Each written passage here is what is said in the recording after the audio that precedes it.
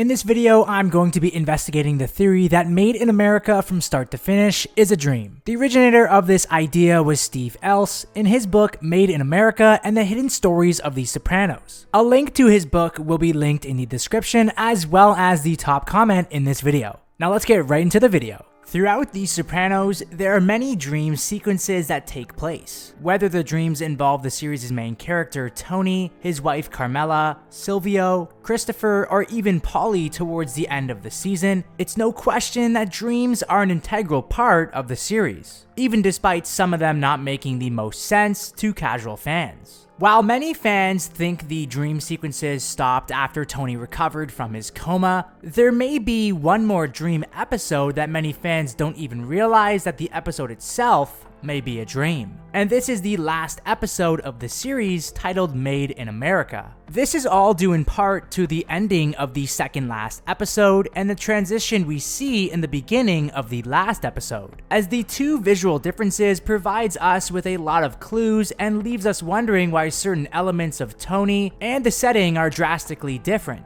even though we just saw a complete different theme in the prior episode, as these clues suggest that the last episode is in fact a dream that Tony unfortunately doesn't wake up from. It's a dream where Tony possibly displays to us how he thought he'd die rather than an actual representation of him dying. To case in point this theory, Tony basically dies in his sleep, in the bed that he falls asleep in the second last episode. Tony falls asleep in this bed, a bed that is witch unmade without any sheets or covers. Tony also falls asleep in his leather jacket alongside the gun that Bobby gave him for his birthday. The episode ends with some creepy music, slowly focusing on the door that leads to Tony's room, almost as if Tony too is expecting someone to come in and kill him, as that is likely what happened in this scenario. The music is haunting, almost as if it's expecting death to come, and the music in the beginning of the last episode sounds eerily similar to that of an organ, or something that we would hear at a funeral home. This could possibly be David Chase enlightening to us that Tony is already dead, and that this episode is just a dream. However, it's the beginning of the last episode that sees Tony waking up in the same bed with a completely different outfit, and the bed this time has blankets. When we think of dreams, we think of scenarios ending in the best possible way,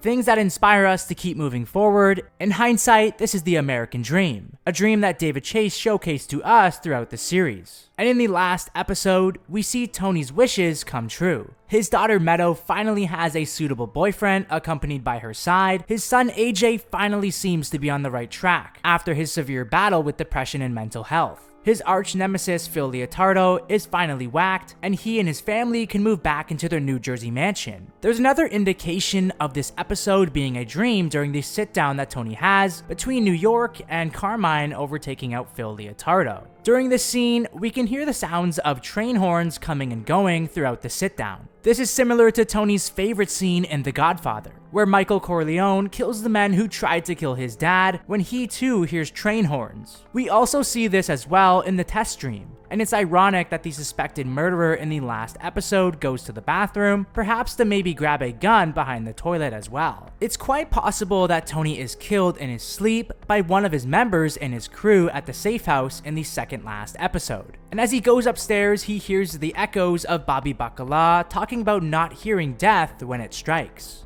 You probably don't even hear it when it happens, right? There's your friend in there, on the wall.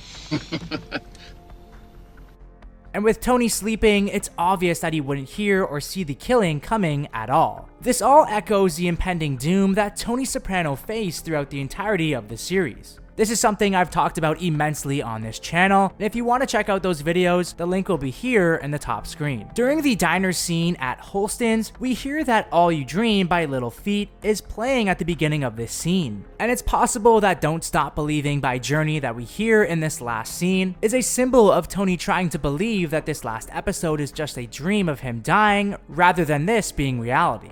The episode itself is shot and directed in a very distinct way in which we had never seen throughout the series. It's dark and reflects this gray tone to it, as the tone of this episode showcases death, and the inevitability of death and how it surrounds Tony. It's very head-on, it displays plenty of point-of-view camera shots and displays up-close and tight shots as well. David Chase displays to us scenes and imagery of Tony imagining himself being in. As throughout the episode, we see Tony appear to look in the distance and see himself in places he's going to be. We see this when Tony visits his sister, when Tony visits Uncle Junior, and when Tony enters the diner, as we see Tony already sitting in the infamous diner seat.